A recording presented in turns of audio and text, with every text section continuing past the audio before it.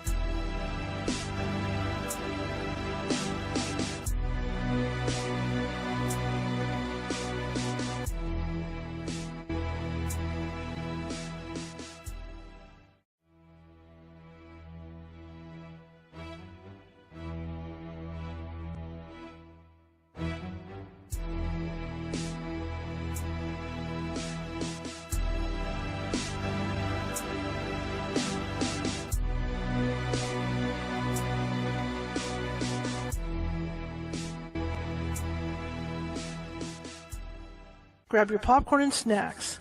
Find a comfy spot, take a seat or lie down, and let me transport you to a place of fantasy, ghost stories, ancient legends, odd creatures, alien encounters, and other magical topics. You may even decide to join the conversation. From faraway lands to your own backyard, with a small dash of pixie dust. Turn out the lights and open your minds. The journey is about to begin. Hey everybody, welcome to the show. It's Thursday. I was trying to do the promo part, that beginning. I kept saying Wednesday because usually we do this particular show on a Wednesday, but this week is Thursday. My name is Charlotte. I'm going to be your host for the next hour, along with Caren Clarke. Caren Clarke is running late. She is stuck in traffic, so you've got me alone for the first half hour here. So let me get adjusted here. In fact, I got distracted and forgot to get everything turned on for the show. So just give me a minute. Again, my name is Charlotte. I'm also I am the owner of the California Haunts. I'm your host, and I'm also the owner of the California Haunts Paranormal Investigation Team based out of Sacramento, California. We are 45 strong up and down the state of California, which means should you have a paranormal need, and I'm talking crypto, cryptids, crypto. I'm talking cryptids, UAP, anything like that, ghosts, we can get to you. It just takes us a while. It might take us a while because California, believe it or not, is a huge state. We have deserts like all the other states, right? I'm going to turn this thing off real quick. Hang on a second, because what happens is it's been popping back on for no reason. So I'm just going to remove that sucker. There it goes. It's been coming back on because it feels like it's possessed. But yeah, we can get to you. And in the cases where we run behind schedule, where we have to wait a day or two or three to get to you, we do have mediums on staff that can consult with you. The other thing we have on staff, and this is something that I don't say very often on this show, I talk about it more on TikTok, is we have a very well-rounded team in that we do have former police officers, we have nurses on our staff, we have psychologists on our staff. So there is someone that could help you, and then this is how we've been able to be successful with hundreds of clients over the years. Is that we are able to provide a full service. If you don't provide a full service, you might as well not be going out to somebody's house and working with them, because really, when you're going out, in some cases, you're dealing with somebody's mental state. They're scared to death, because they're seeing things and whatnot, and yeah. In fact, we did a couple cases where it was medication. It was an older person who was hallucinating and seeing family members and different things. And it turns out they had switched up their medication. And once they got the medication under control, they stopped seeing things. So that's what we do. We go out and we check everything. We look at everything to make sure that I'm not going to say legit, for lack of a better word. To make sure that we go through everything that might be happening naturally or man-made or whatever within that house or building, So once all that's done and we can't prove otherwise, then we start looking at the paranormal. Okay, if you're watching from Facebook today and you like what you see, please be sure and hit those thumbs up, the smileys, happy faces, because what that does is Facebook has an algorithm, and that puts us up higher in the algorithm. The more smiley faces we get, we end up higher hearts or whatever. We end up higher in that algorithm. Also, if you haven't done so already and you want to, you can follow us. Hit that follow button, because we're looking for followers. Same thing for YouTube. It has an algorithm. Can't say that word today. It has an algorithm, and the thumbs up and the smiley faces and the hearts help us to get higher in the algorithm, so more people can view the shows. All right. And again, if you haven't done so already and you want to, you like what you hear, be sure to hit that follow. Be sure to hit that subscribe button over YouTube. It's free, right? It's free. Okay. That'll subscribe you to our videos, and they'll let you know when we have new ones coming out, and et cetera, et cetera, et cetera. Okay, well, our topic today, I'm going to swing right into there. I told you guys I was going to be very open about what I'm going through as a chronic pain patient. And I did have an appointment on Tuesday. And I'm going to give you guys a lowdown on what exactly is wrong with my back. And I can take it from there with what went down. Last month, the nurse practitioner that I had been dealing with either quit her job or was sent elsewhere. And I have my suspicions as to why she may have quit or why she may have been dismissed. I'm not naming names on who this is. I'm not naming where I go. Okay, I'm not going to name names at all. But she was very sympathetic to pain patients, very sympathetic. And I think that's why she might have been asked to leave, because she was very sympathetic. But I found out yesterday or Tuesday when I went in that there had been two nurse practitioners in this particular practice that are gone, and they both left around the same time. So I don't know. It's kind of weird, right? But I just know that the one that I had that left or isn't there was very sympathetic to my plight as a pain patient, and in talking to her and having conversations with her, she was sympathetic to other pain patients as well. So that's probably why, and I'll get to that in a second. What I've got going on with my back is interesting because it happened gradually. It's something I was born with without knowing it, and then the rest of it happened gradually over the years. I was born with spinal stenosis, didn't know it. It didn't really rare. I don't know how spinal stenosis works. I guess it's like anything else. I guess the older you get, it's like arthritis. The older you get, the worse it gets. So I didn't even notice the spinal stenosis until I got hit by a car. I used to ride my bike 6 miles a day. Sometimes I would ride twice, which would be 12 miles. And I was out riding my bike one afternoon, and I got hit by a car, and I flipped over. It was a men's 10 speed, and I flipped over the front of the handlebars, cracked my head open, all that stuff. Ambulance took me down to UCD. Um, and at that point, they were looking more at my skull than anything else because I was only like 23, so I was wiry, you know. So I went around for a while. The base of my spine hurt like crazy, and being young, you're rubber, right? So being young, I came back from it real fast. I didn't even have to take anything for the pain or anything like that. So I came back from it, and within 2 or 3 months, once it really settled down.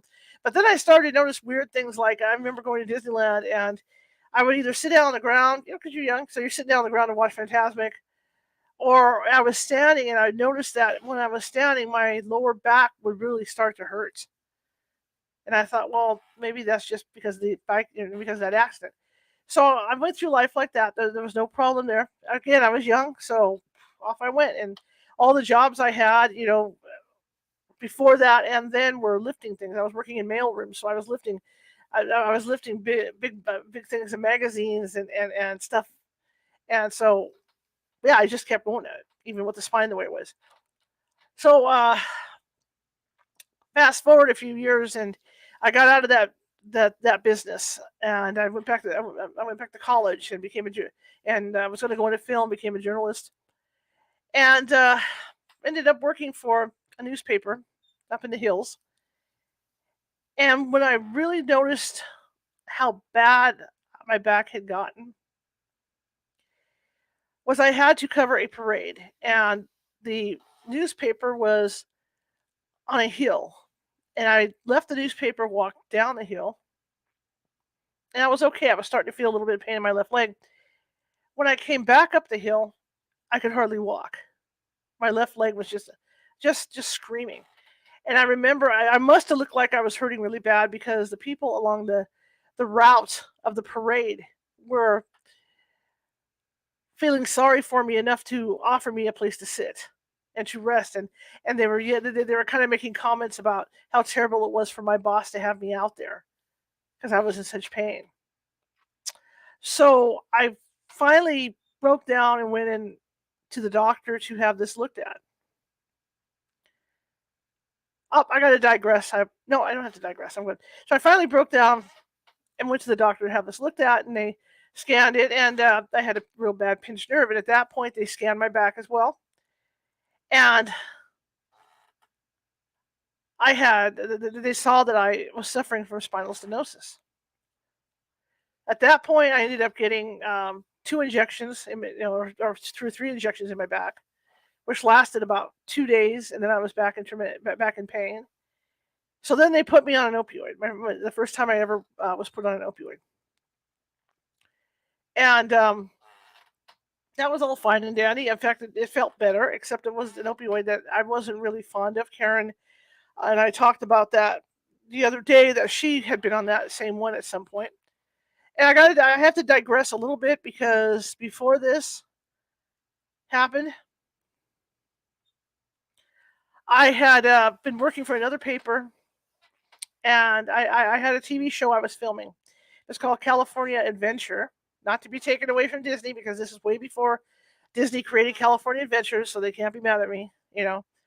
But I had gone up the mountains to shoot some stuff in the snow, and I had ended up sliding on about 30 feet of ice on my side, and I was in tremendous pain from that as well. Turns out that was that gave me a bulging disc by doing that. Okay, so that I digress. So now we're up to the pinched nerve. So I got on this opioid, and they were giving me muscle relaxants and all this. And it was just crazy because this opioid was one of these things you had to have food with it. And I'm a newspaper reporter and I'm on the road and on the move all the time. And it was really hard to time taking this opioid with food, you know? So I did it, and I lasted probably about a year on this particular opioid. And then I went out of town. No. Yeah, I went out of town with my mom and dad on a vacation. And we were driving out the country, this home we had up in Northern California. And the brakes on the van went out, and we went about 50 yards across a farmer's field, and I was just bouncing on the seat. It was craziness. I mean, the van was even airborne a couple of times. I'm amazed it didn't flip. And when I got out of the van, I couldn't stand up straight. Yeah, I mean, it was spooky. I walked over. I was hunched over, walked over the squad car, and I remember leaning over it, and I thought, oh my God, I can't stand up. And then the thought occurred to me that if I didn't stand up, I was never going to be able to stand upright again. So I forced myself up, not realizing that the accident had knocked two of my vertebrae, one on top of each other at the base of my back. And the pain was excruciating. So I go back, so I'm taking this opioid, and I'm doing my thing and trying to survive and get through all this. Went through a lot of years in pain, tons of years in pain. About a year later, went on vacation, and it happened to be a Friday, and my doctor was out, and I could not get my pain pills, and I was going to be out the following Monday, and I was going to not be home that week, right? And so my father at the time had 2 hip replacements, and he was with Kaiser. And at that time, before all this crackdown went into effect, they were giving, he was getting 3 months supplies of pain pills, which happen to be the ones that I'm on now. And this is where it leads into. So I thought, okay, I'm just going to ask him if I can borrow take some of his so I can make my trip and go. And I did. And I couldn't believe how great they made me feel. They're not supposed to take all your pain away. That's not what pain pills do. Pain pills are supposed to take your pain away enough so that you can function in your life. So it makes your life just functional enough that you can enjoy it again and get things done and do things. Because before I started taking this particular pill, when I would vacuum my house or when I would mop my floors, it would take me hours because I would have to sit down. The pain was so excruciating because of that angle, from where those vertebrae sit in my back. It was just excruciating. That was that perfect angle, right? But the opioid, but this particular opioid took it all away. Okay, and I remember how great it felt. I went to Oakland Day spring training, and I was able to walk, through the stands and do all this other stuff that I couldn't have really done on the other pills. So I get back and I go in to see my doctor, and I admitted to her what I had done, that I had taken these pills, and she was not happy with me, because of course it's somebody else's stuff. But she agreed with me. I showed her my range of motion. I told her how it made such a huge difference in how I felt. So from then on, it's been 13 years. I've been on the same medication, same dosage, everything. Which brings me up to today.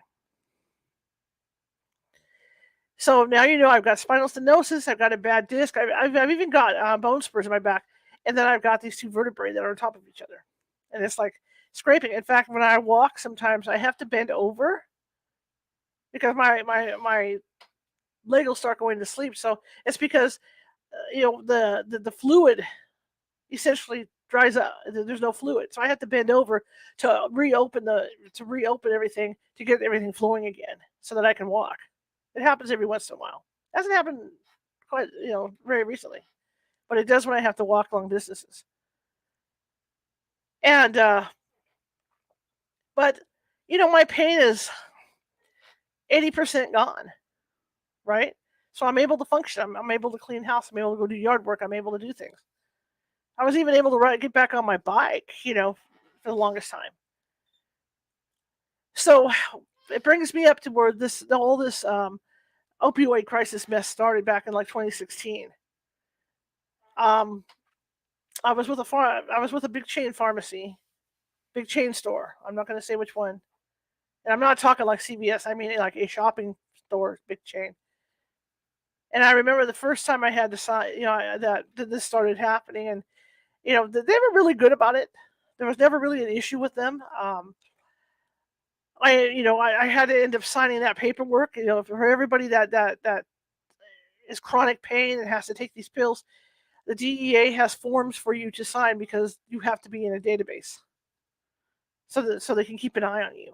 So I remember signing the forms in triplicate, and turning them in over at this particular chain store. And I mean, it was scary because it had the logo of the DEA on there and all that. And right away you're thinking, my God, they think I'm an addict. This is how they're keeping an eye on me. Big Brother is watching. You know, but back then the qualifications weren't as tight. Well, they were tight, but not as tight as they are now.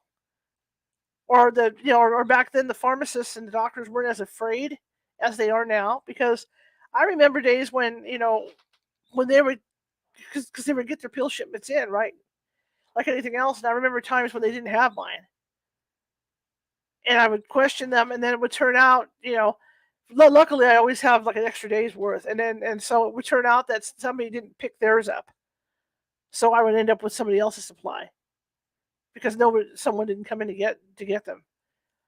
So it was like that. But that, slowly that changed because they're only allowed to get so much in, and it used to be also that they were able to put. Hang on, I think Karen's calling. Give me a second.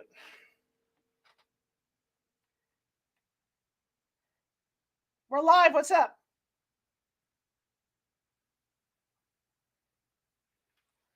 Are you there? Oh, did I turn you down? Hang on. Are you there?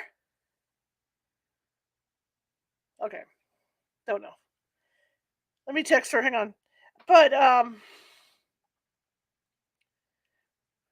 let's see if she's ready. Like I said, she was stuck in traffic, so give me a second here. I'll text her.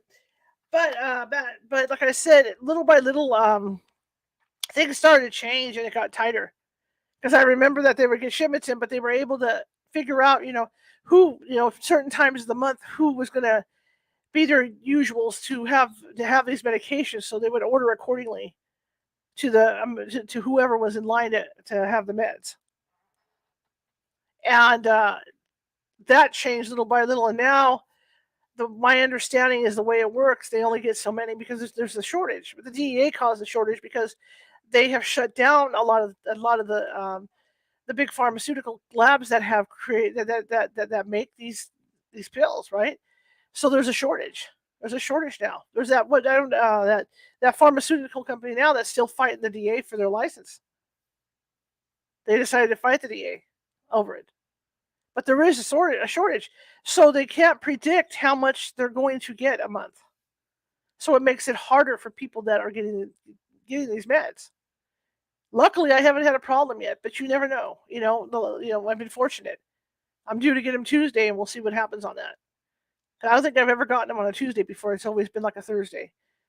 And I know for a fact that Fridays are bad days because I know that I remember when I had to switch pharmacies because my coverage wasn't being covered by the one I was at, so I had to switch over. And I remember them telling me because I was always having my appointments on Thursdays. And I remember them telling me Fridays, you're just barely getting them because that's the end of the week, and then they're gone. So I always try to get them earlier in the week. So it should be interesting to see what happens because it might be too early in the week. Maybe you're better off midweek, getting them. I don't know. We'll have to see. It's all a gamble. But I go in Tuesday and last month, and she and I did not get off on a good foot. And most doctors, how are you doing? How are you feeling today? Even your regular GP doctor is going to say, how are you doing? I didn't get that. What I got last month was, oh, you haven't done this. Oh, and let's talk about this other drug. And this drug is a drug that they give to addicts to get addicts off of the opioids. And I kind of looked at her. And so, and then the last thing I heard from her last month was, well, I'll give you your prescription, but we're going to have to talk about this other drug next time. So I left. So I went in prepared this week. And it's interesting because every January, and people that have taken pain meds know this, every January you have to sign a new contract with your pain management group. You have to sign this contract saying, I'm not going to get drugs from anywhere else, and if I go to the dentist or whatever, I have to go through you for these drugs, to have them notify you, yada yada yada. And it was interesting because it was like a 10-page form I signed, and I know last time I was on, I brought out the California Pain Patients Bill of Rights, and I read some of them off for you guys. And this is what it sounded like to me. It looked like amendments to that Bill of Rights, only it was for the physicians end of it. So I signed it all, got through all that. In the meantime, I'm listening, up, of course, up on the TV screen, and they're talking about injections and all this other stuff that they could do to help people. And I get done, I put everything away, and I was running a little behind, so I'm listening to some of the patients that are in the office with me. And one of them was in a wheelchair, another one's an older man, and I could hear him saying, "Well, they're trying to do this, and they keep telling me this and keep telling me that, and I'm fighting them. I want to keep my pill. I feel good, and my back doesn't hurt when I'm on the pill, and all this." And I was hearing this from like all the patients that were around me, and so I kind of started getting a conversation with them, and I said, "Yeah, I know what you mean," and to have this conversation.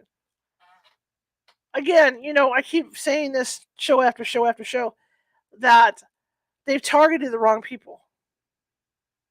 They blanketed they blanketed everything, and they've targeted the wrong people because it's the pain patients that are getting hurt by all this. So I finished filling out this mountain of paperwork that they want me to fill out. I'm waiting, and like I said, I'm talking with some of the other patients in the office. And honestly, that place used to be packed. I mean, there were tons of patients in that place every day, every time I went.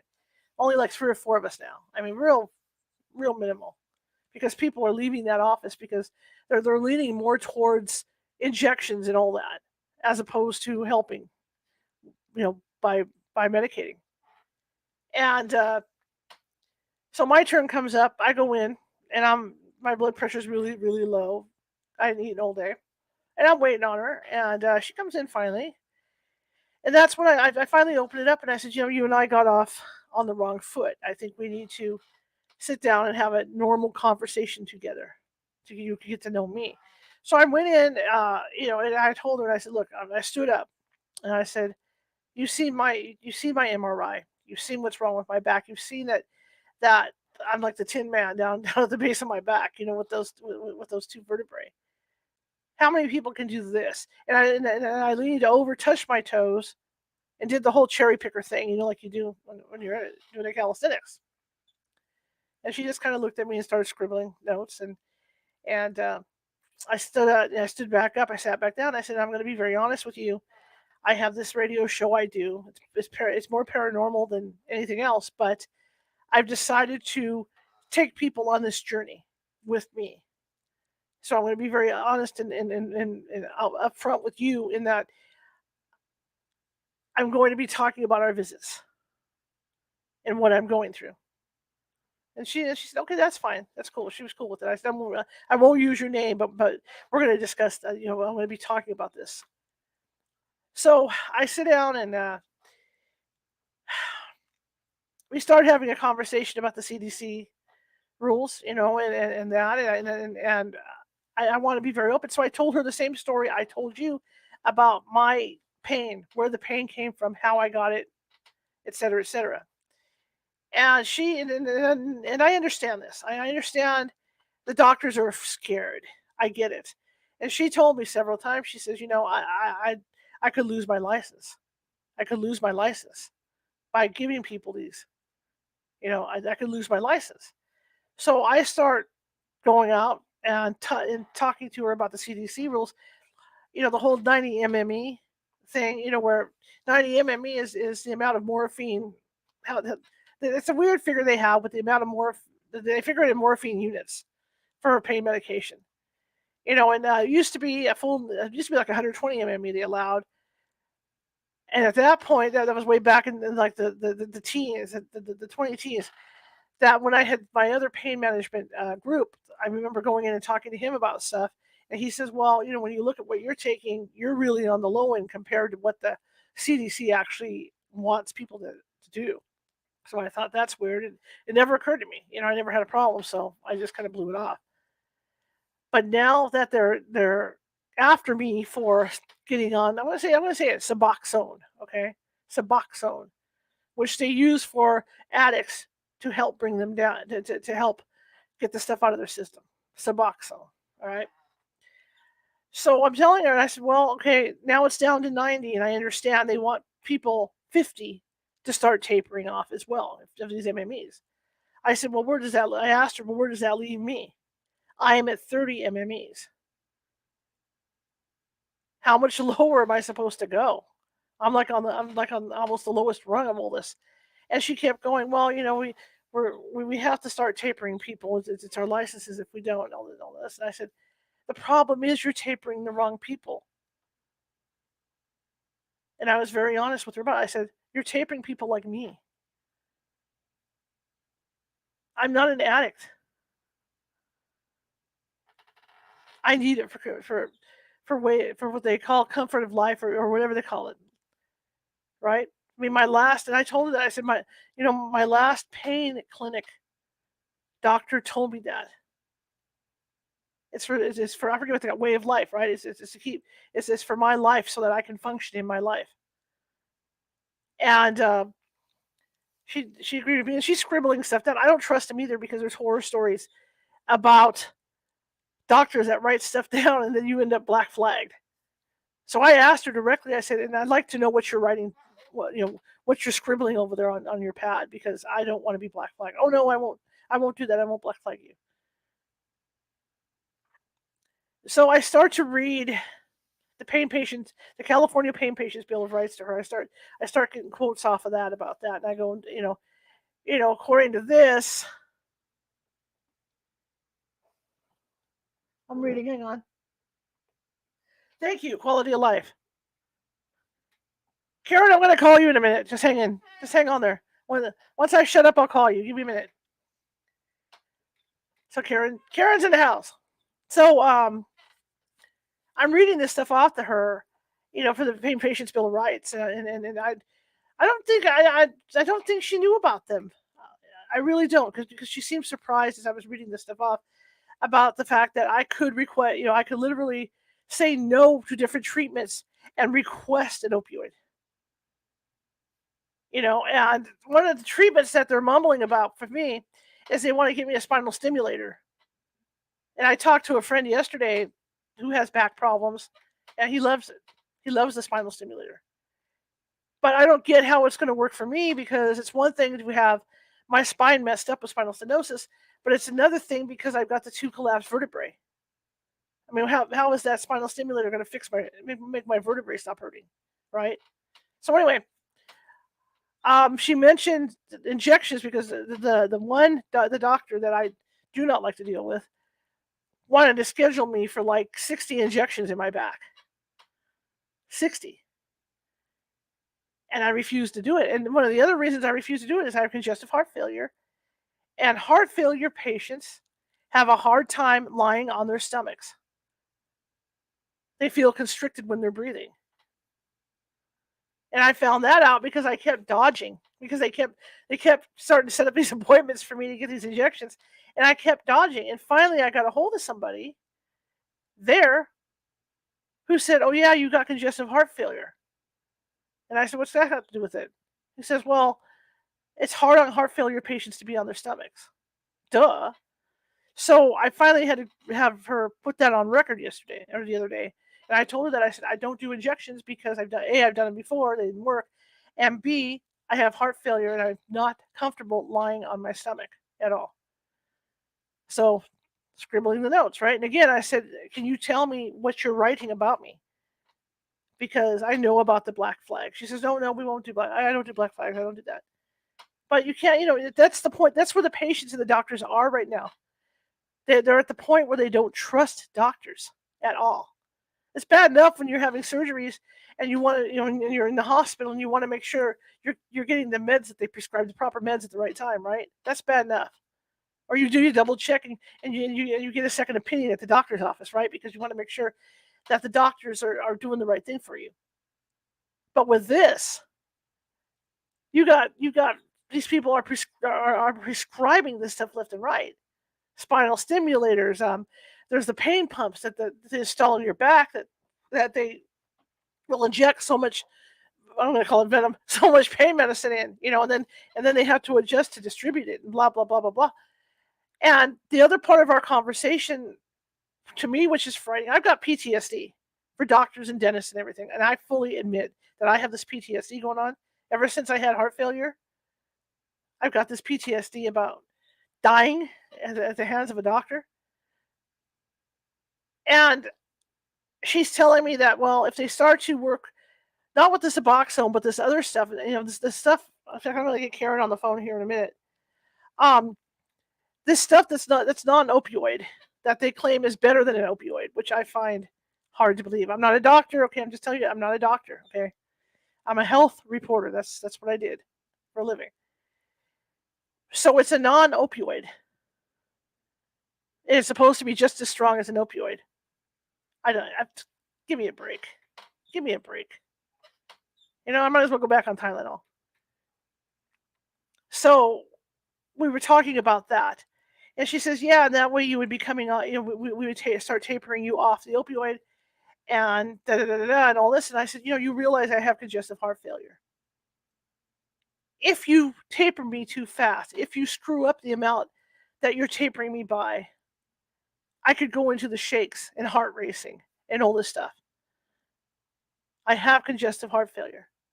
The blood pressure will go up. In fact, I know a gentleman who was tapered just recently, and not from my doctor's office, but from another office, who went through that. And his heart was racing, his blood pressure went up, and all this happened to him.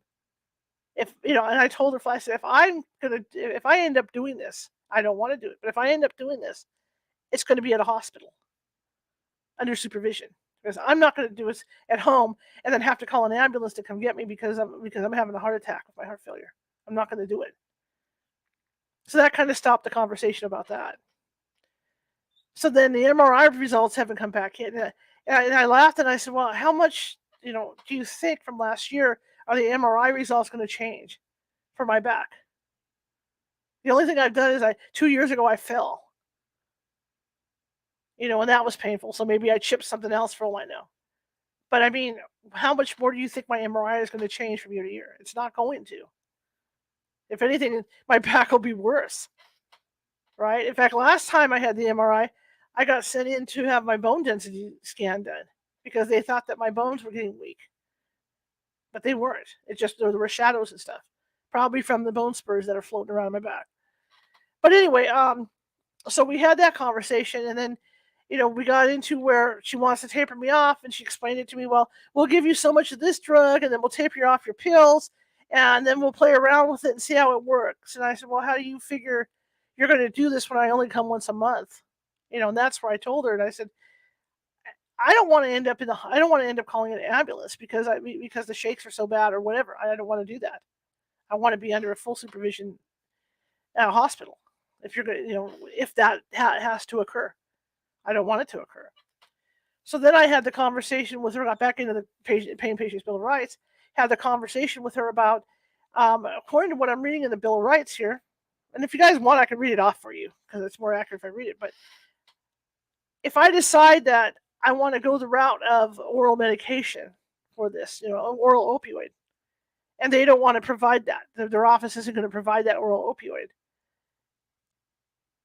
The doctor, according to the Bill of Rights, is supposed to direct you to a doctor who works with oral opioids. And she said, I don't think that's right. I don't remember reading that. And so I read it to her. Because when I was with the other doctor and they switched over to doing injections, he called me in his office, the nurse practitioner, called me into his office at that particular doctor's office, and he gave me a 30-day prescription, and he says, okay, this is what's going on here. If you want to stay here and do those kind of treatments, it's up to you, but I'm giving you a 30-day prescription so that you have the opportunity to find another doctor or another pain clinic, which is what I did. I went to this one. So I've been at this one 2 years.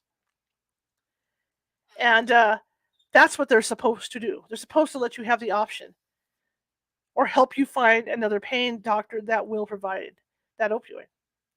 You have the right to refuse treatments, right? I've been really good about it. I've done their physical therapy. I've done all that stuff that they've wanted me to do. I've jumped through all their hoops. I'm just to the point where the only thing that works for me is the opioid. The other thing the studies will tell you when you get to reading these studies is that opioids don't work for pain.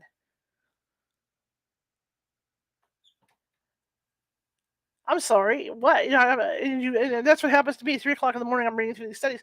I'm sorry, what? They don't work for pain, or you get too used to them, and then you have to build up because you build up a tolerance. I want to tell you from my experience, but my body is different than everybody else's. I've been on the same dose of the opioid that I'm on for almost 14 years, and it still does the job. Maybe I'm one of those rare people that still does the job, but it still does the job. Like I said, 80% of my pain is gone when I take it. So something is wrong between my experience and a lot of other people's experiences, like in that waiting room, and what these doctors are hearing from the CDC and the Fed, from the feds. Because if you do the research and you start looking into this stuff, and there's a wonderful pain patients newspaper online that I found, and they have all kinds of stuff in there. They've got pain advocates on staff. You'll find out, and just like Facebook, right? Facebook. There's pain forums, chronic pain forums on there. There's all kinds of stuff you can look up. And one of the forums, and it's like I've got this brain fart going on. One of the forums has a breakdown of the CDC guidelines and explanations for them. And within that forum, it'll tell you that the doctors that were polled and did these studies for pain patients were never pain doctors. It was all from a mixture of different types of doctors, but it was never somebody, a sports doctor or a pain management doctor. So this is coming from doctors that never have dealt with pain patients at all. And that's where these enhancements came from, okay? The problem you got, give me 1 minute, Caren. Give me 2 more minutes, Caren. The problem you got is that the doctors, those CDC guidelines are suggestions. That's all they are. They're guidelines, suggestions. But the doctors are so afraid they've taken all this literally. And this is what pain patients are going through. Every month when I go in to the doctor, I have to fight for my pills. And like I said, I'm very cooperative. I've done physical therapy a couple of times, 2, 3, 4 times. I'm probably going to end up doing the spine, that base of the spine stimulator thing. Because if I'm not cooperative to certain things, I won't get my medication. Even though they don't come right out and say that. So I have to be cooperative to certain things. And as long as it's non-invasive, I'm good. I don't want anything sticking in me. I don't want them opening me up for anything. So as this meeting went on Tuesday, we got to know each other really well. Really, where I was coming from, I told her my concerns. She took meticulous notes about it. And I told her, I'm not going to tell you guys how old I am because I don't like thinking about how old I am. But I said, I'm blah, blah years old. How much longer do I have? Really, with heart failure and everything else, how much longer am I going to be on Earth? I don't want to go back to how I was before I took these pills. I don't want to be that person again because that person was miserable, couldn't move, couldn't do anything. I don't want to be there. So we had this, like I said, we had this conversation, and she said, "Okay, well, we haven't got the results back from the MRI, so we'll take a look at those, and then we'll go from there." And I said, "Okay, fine. I'm fine with that because I know what my MRI looks like. It's spooky to look at when you look at my back. It's amazing I can stand up at all. That I can stand straight." So there's the update for what happened, what I just went, my visit this month. I'll be going back next month. You guys have an update then, and I'm going to have a special guest on next month. I wasn't able to get her on this month, but she'll be coming on next month. And she's a pain a pain advocate, and there's also a doctor here in Sacramento that I'm trying to reach. I'm not going to say what hospital he works for, but he is also a pain advocate. This particular doctor, and he's a regular MD. So I'm going to try and get him to come on the show as well to talk about this because it's like I said, it's not just me, and it's not just an isolated incident with me. It's happening all over. I wish I could ever get permission to talk to these people in the waiting room. I'm not going to go around in my doctor's office and start asking people permission. I'm not going to do that because essentially I'm a freelancer. I work for my own show here, and I work for various newspapers, but I don't have that press pass to go, "Hi, I'm a freelancer for so and so." So I have to be careful and selective when I do this stuff. All right, let me get Caren on the phone, and then we'll have her add in some stuff and see her updates from them taking her off cold turkey, and we'll talk about some stuff. Okay, give me a second here to get her on the phone.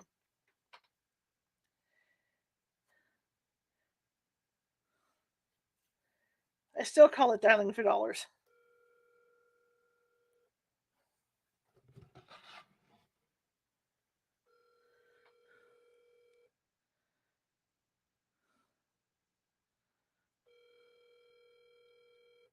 Or not. Murphy's Law.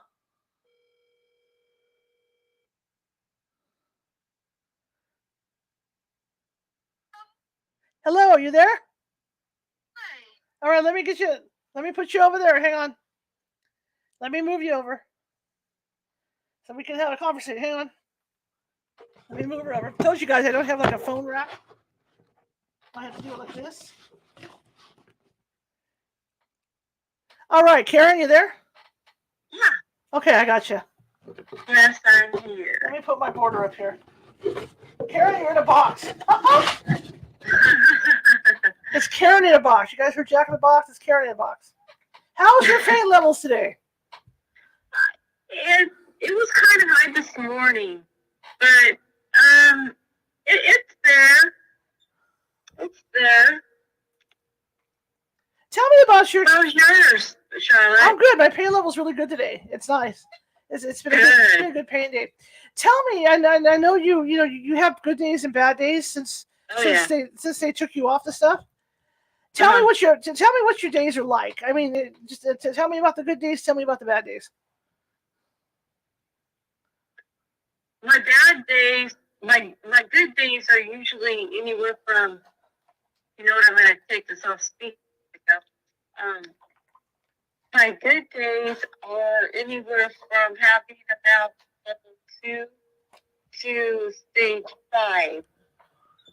5 is like my baseline. Mm-hmm. And then my bad days are when I'm doubled over with other problems. My vision sometimes gets blurry when it happens to me. Mm-hmm. My heart races. There's just all these different signs.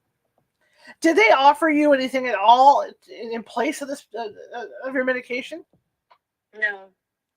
I'm tapering off. I'm off opiates. I've been off opiates for 3 months, and I took such a low dose. But still, what was interesting, I didn't know, is that when you take somebody, you withdraw them from opiates, you have to do it really careful. Even if the initial dose is minuscule, it's not that much.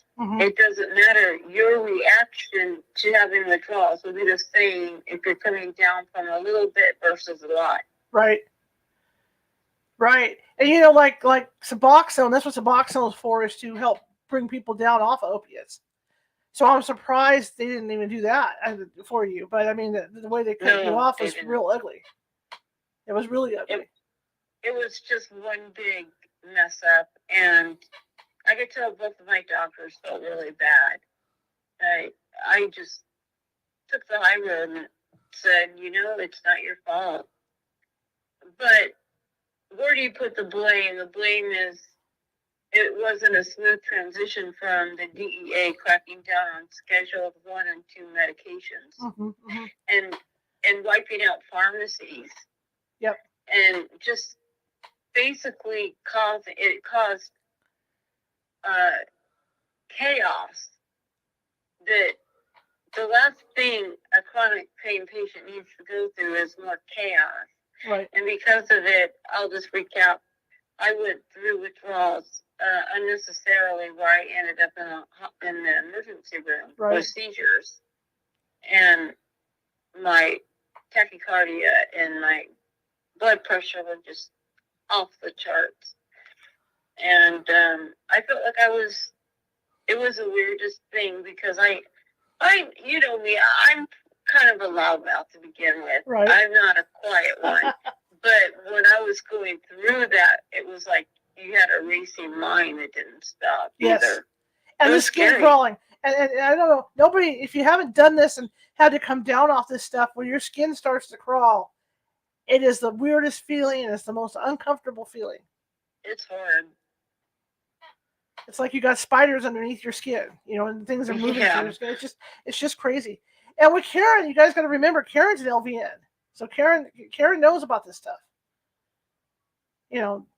She's the LVN. I'm not the doctor. But I mean, Karen's not a doctor either. But she basically knows about this stuff because she's worked around it. With the hospitals and stuff. But what's so interesting is that when I started going on this health truck, I thought, my nursing background will help me. Mm-hmm. Working in case management coordination will help me. It didn't. As a patient, it's just 100% different being a patient. That's what I was going to ask my NP the other day, and I didn't get a chance to because I was dazzling her with my charm. That I was going to ask her if she had ever been in pain in her life and had to deal with it. Because I think that's a lot of the problem is, like in your case too. I mean, you had never been in pain, and you were a clinical person in a hospital. And so the people that are treating you really have no clue what it's like to literally be in pain. Not at all. So I mean, that's something that I'm so old now, it doesn't matter. If I would go to medical school just so I could become an MP, just so I could treat people with chronic pain because I understand them. Right. Because I think that would be the better doctors. But like Caren said, it's not their fault. It's not the doctor's fault. They're afraid. It's like my NP kept telling me I could lose my I could lose my license. I could lose my license over this distribution. But what's happening because of all the chaos going on, trying to get all this settled and efficient and running up smoothly for the patients and the doctors and working with all the guidelines, the regulations. What happens is that things kind of get lost in the shuffle. Yes. Like, for instance, I've been seeing this one doctor I made an appointment with today. No, for tomorrow, actually. She's great.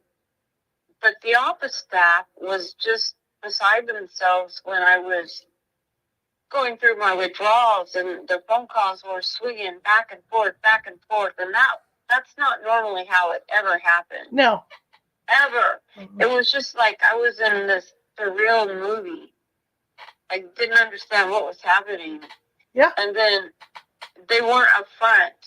And then when I saw my PCP, I could just tell how he talked to me. He was like, that was it. He had to do it. Mm-hmm. He said, that's it. Mm-hmm. He told me that he had to take hospice patients off of their pain meds. Yep. Stage 4 hospice patients? Yep. Are you kidding me? Yep. That's crazy. It is. And the other bad thing, these good corner mom paw shops with good intentions, the pharmacies are being shut down. Yes. Well, yeah, when I go in, to give you an idea, when I go into a pharmacy to pick up my opioid, I'm on a master list with the feds, okay? So I've had this other doctor who I don't like dealing with at all. He threw that up in my face one day, and he whipped out these files and says, well, let's see, here, you went in for opioid to pick up your pills. So they know exactly when you're going in to get them and when you're getting them. And the key that they want right now is they want everybody off opioids. Everybody's supposed to be off of them. And there's no logic to it. There's no rhyme or reason. Then why are the drug companies manufacturing them? Well, that's why there's that one. They've been shutting down drug companies. There's a big shortage right now. And there's the one particular, I don't remember who they are off the top of my head, but there's a big lawsuit going on right now because they're refusing to cooperate because they want to keep making them because they know they're beneficial, for some people. And so they're trying to shut this place down, and there's a big fight going on. The other thing, deaths are going up. Illicit drug deaths are going up. And people who are dying are people like me and Caren who have been on this stuff for a while. And we need it. We need it to survive. So we're going out to the streets now to buy this stuff. And you don't know what you're getting. And then there's a lot of overdoses going on through that. And those are the statistics that the CDC and the feds are looking at. They're not looking at the fact that, this so-and-so got his drugs cut off by the doctor when he was a chronic pain patient on the same meds for, 10 years. He went out on the streets to get it and then he overdosed. They're looking upon them as drug seekers, and that's not right either. No, not at all. And it would be nice, like my chief complaint was how I was taken off of them so irresponsibly. Whether it's the doctor's fault or the government's fault or the DEA or the CDC, it all ties in together. But the transition was not smooth, and I suffered for it. Yeah. So then I make an appointment that I thought was for tomorrow and ended up being today. And you could just tell how stressed out those clerks and registration people are because I called and I said, I repeated my appointment 3 times, and then Michael will type it right in. So I know it was for tomorrow, but they were insistent it was today, and she kind of got nasty with me. She's stressed out, and then I try to not get nasty back. That doesn't get you anywhere. But it's just such unnecessary chaos. Yeah. And it's just because they're all running scared right now. And I mean, there's those, like I said in the first show we did together, there's horror stories. There's horror stories of people like me who have their monthly appointments. I have to go in once a month to do a urine test and all that stuff to prove that I'm not taking things I'm not supposed to take, right? And there's a lot of horror stories about the DEA going in and shutting down these clinics, and people get no notice. They go to do their monthly appointment, and there's a note on the door saying, "We've been shut. We've been closed, and we're not reopening." And there's no prescriptions or nothing. People are left without prescriptions, and it's sad. And that's what these places are afraid of. I have all the sympathy in the world for people. Like for my MP, I get it. I get that she's afraid. The doctor, on the other hand, and like I said, I'm not mentioning names. That dude's like a used car salesman. I know. I go in there and he sells, you should try this, and we'll put this, and we'll do this, and we'll do that. And it's just like, dude, I just got done telling you I can't tolerate being on my stomach. It's not. But I have all the sympathy in the world because they're terrified. But the problem you've got is, like this particular doctor I want to interview on the next show we do, he's standing up to him. You need more doctors that are going to stand up to this, yeah. And that's the problem, is nobody stands up to him. And like I told you the other day, and I told them a little while ago, they've got doctors on these boards that have never even been near pain patients, and they're setting these CDC. But that's just a thing. That's just the thing. Like the lady that was trying to reschedule me said, I'll give you this choice or that choice. And I said, but it's imperative that I see her now because I'm tapering off my other medication. Right. And it's not a Schedule 1, it's a low schedule dose, but still it's something that needs to be watched. Yes. And taken into account that I'm doing okay and I'm having some heart problems and this and that. And I wanted to make sure that she's on board okay, so to get to the point, the lady that was trying to shuffle everything around is not a licensed medical person. Right. So I have my life in her hands. Yes. And she was doing her job the best she could. I was the one that was frustrated. I apologized to her. I said, I don't mean to be taking this out on you. I'm just really frustrated because there was a communication breakdown. That's okay. We all do it. But then don't, this isn't a session to talk about a dream I had a week ago. Right. This is something to do with heavy duty medication that you are, getting off of. Like I said, I've been off the opiates for, about 2 months, I guess. Mm-hmm. And again, it would be nice if I had the choice to take one when the pain hits so strong, right, like a PRN as needed. But they won't do that. No, they won't. They won't do that. And I'm actually doing better than I thought I would with the being off of them, but then getting off my other ones. They're not opiates, but they're like relaxers. Right. Well, you know, it took everything. It's just crazy. It's crazy. The whole system is nuts. It took everything I had at the doctor's office sitting there in the waiting room because they've got the video up, right? It's up on the wall, and it's all about these injections and all this. And then they got to other ways that you can that will help if you're pain, okay? If you're in pain. Let's say you're at work, right? And then this is how you do this if you're working somewhere. This is how I look at it. If I had a real job, right?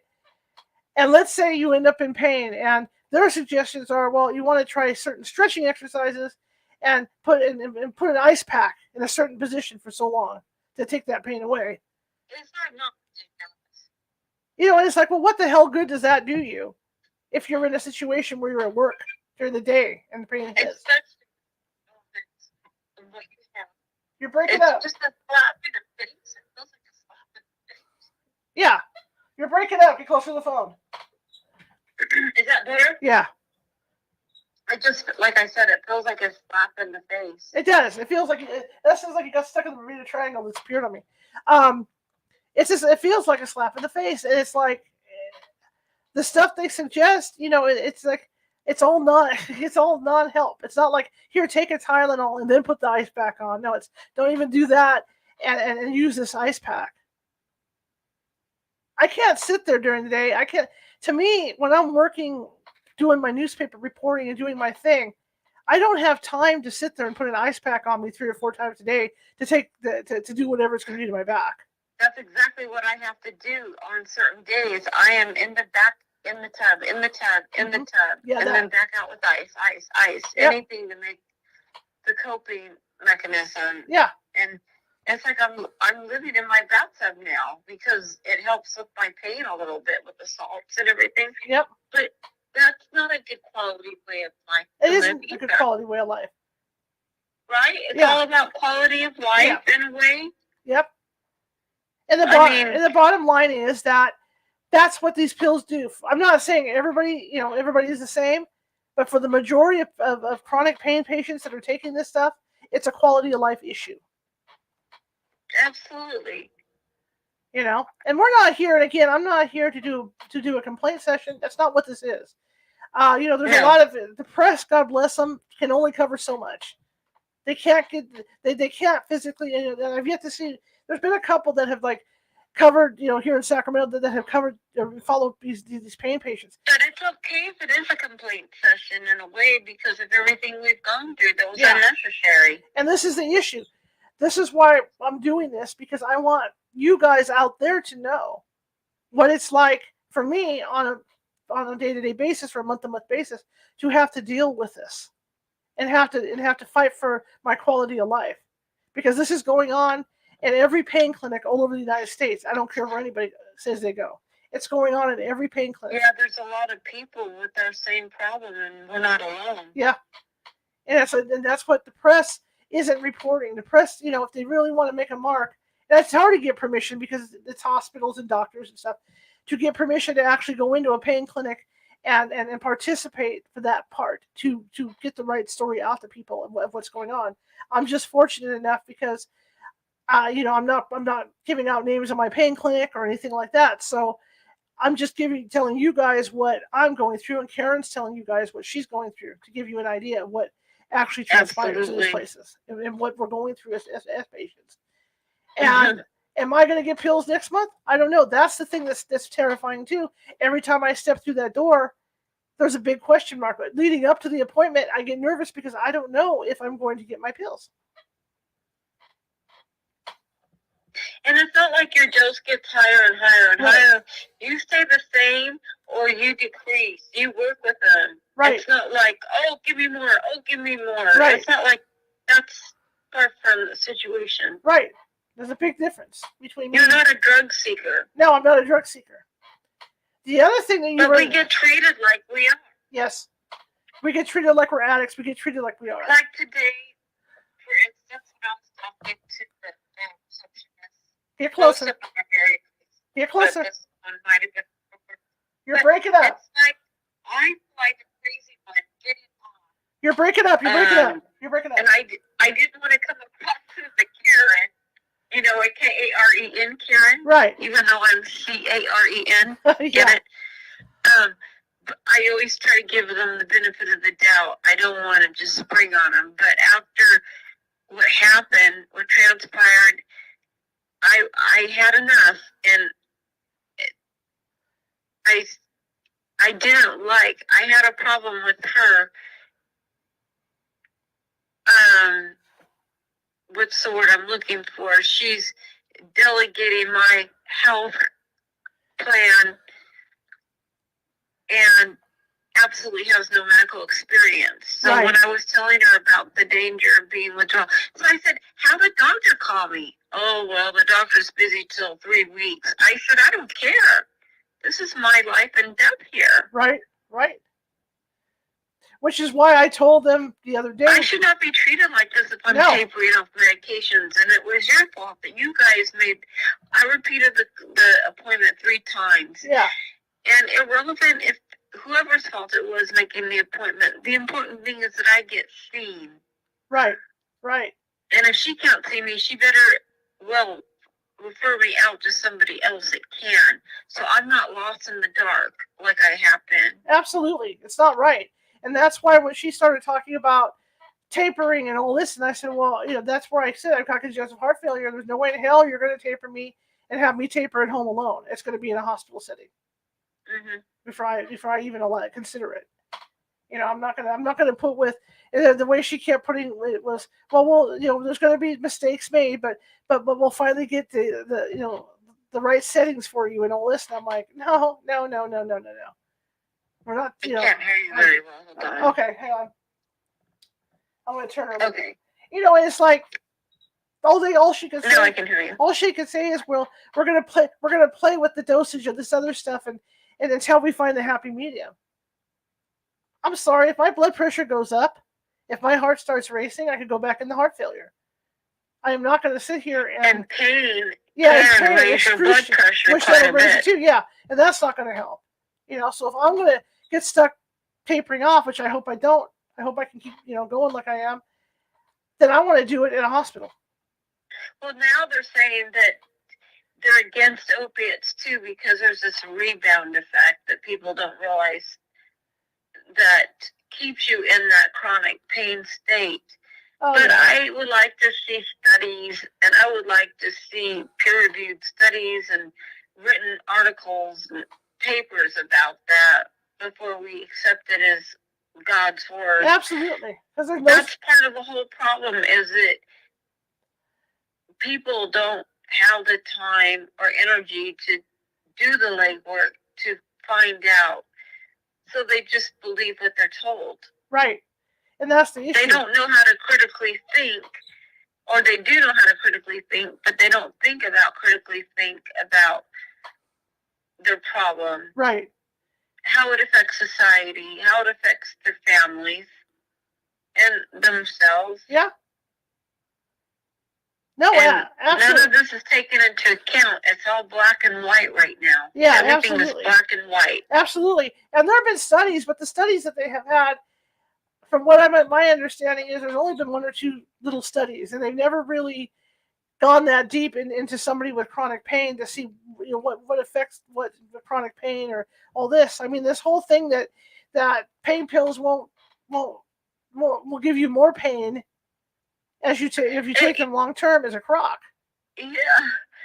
I mean, and me, I decreased my own on my own when I was in Florida. Yeah. I said I cut mine in half without even. The doctor said, "Okay, just be careful, do this, do that." But I did, because I made that decision on my own. It wasn't because I had a finger pointed over me saying, "Bad girl, you need to go off of them." I wanted to wean off of them myself. Right. I'm not out there. We're not out there. We're not street whore drug addicts. No. Michael, be careful what you say. We're on the air. We're live, Michael. Yes, we are. Oh my God! Did you hear that? I did not. Okay, you don't want to hear that. Michael was just doing this funny joke. But that's the thing, is that, like I said earlier, I don't want to go back to the person I was before I started taking these. I didn't like that person. That person could not do things. That person could barely get out of bed. I don't want to go back to that, because they help me. They actually do the job they're supposed to do. And like I told her, pain pills are not designed, again, they're not designed to take all of your pain away. That's not what they're supposed to do. They're supposed to give you... It's an individual choice, right. Isn't it, Charlotte? Yes. They're supposed to give you... I decided to stay off of mine, but that doesn't mean that I would really like to know that if I go into severe pain, that I could have something that could take the edge off, too. Yes. Absolutely. Absolutely.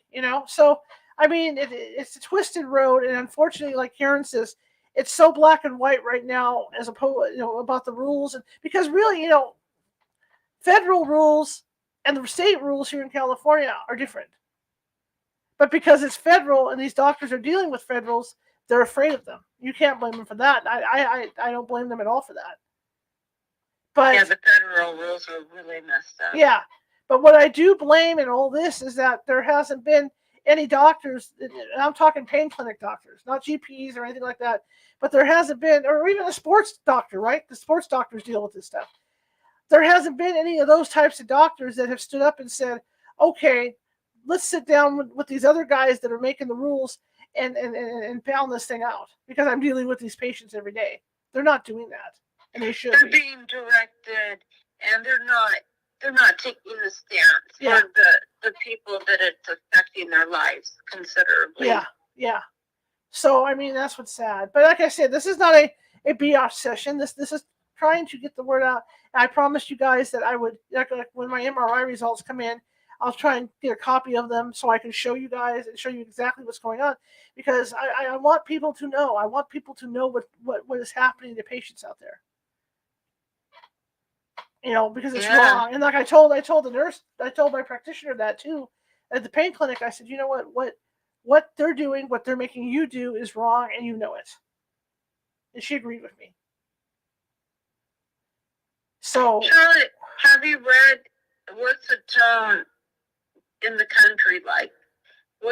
Have you read any studies or read anything about if it's changing for the better, or is it going to get worse before it gets better? Anything? It's going to get worse before it gets better. The CDC revamped their guidelines because somebody felt, supposedly, we don't know what they're thinking, but the CDC felt that the doctors took it too literally. And so, according to them, they tried to make these changes, to the guidelines.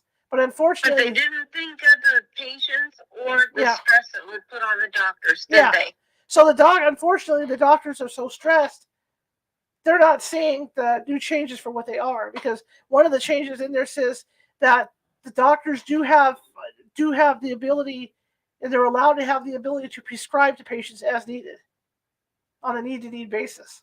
But it's not happening because they're so afraid. And I think what's happening too is that the drug enforcement, the DEA, has a different set of rules than the CDC does. So it's conflicting.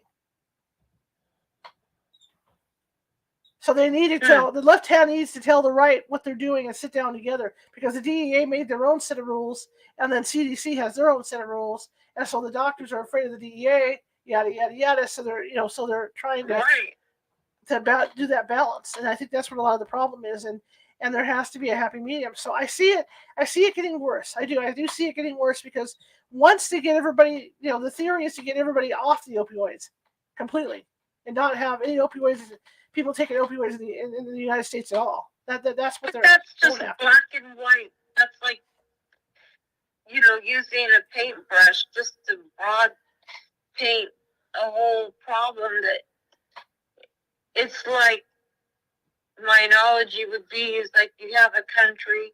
Within that country, you might have 5 or 6 ethnicities. Yeah. So you're not just dealing with the country, you're dealing with 5 or 6 ethnicities within that country. Right. And everybody has a different story of what they're going through. They need to be listened on individual basis. Yes. They have to be. And that's what they're not doing. They've got everybody under an umbrella. So next month, like I said, I'm lining up a doctor who was an advocate, and he's from a very big hospital chain. I'm not going to say where. I'll let him tell you that. And then I have hooked up with a couple pain advocates that know a lot about this. So I'm going to have them on with Caren and I next month too. I didn't get a chance to do it this month because I got busy with other stuff, and life got in the way. But we're going to be doing that next month. We're going to start having guests. Caren and I are going to start hosting guests on here who know a lot more about it than we do. And so, we're going to get the pros and cons of all this. But that would be great to get those experts on. Yeah, so we're going to be doing that. And as my journey continues, because I think by next month they're going to be able to see my MRI, and then we're going to that battle is going to be on. To say, where they're going to say, hey, this can be treated with this, even though I know damn well, because those two vertebrae are on top of each other, that really there's nothing they can do to the vertebrae to make it an easier on me at this point, because they've been fused. Right. It's been fused for like 8 years, so there's nothing they can do to shove underneath there or anything. So.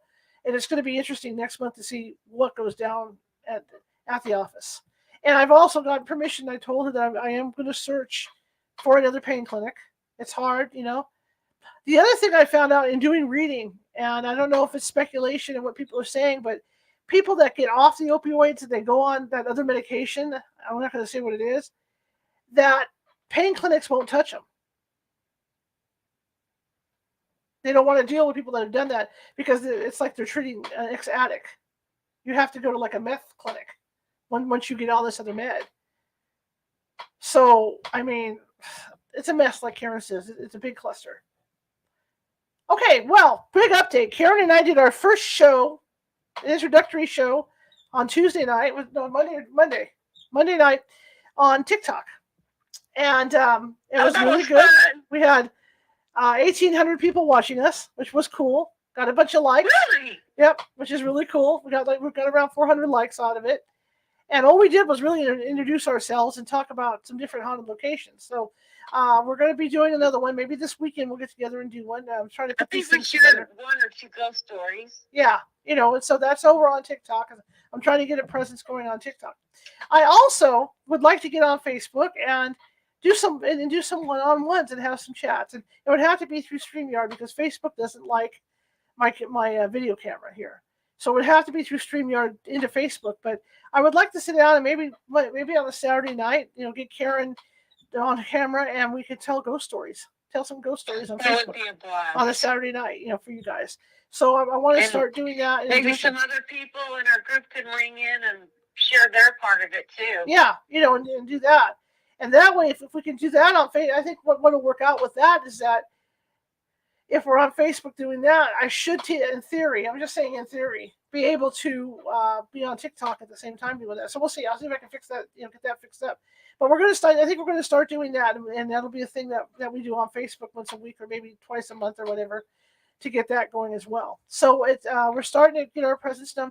I also ran into someone that I follow on TikTok today who was reading off tarot cards, just doing random readings. Pick a card and read them.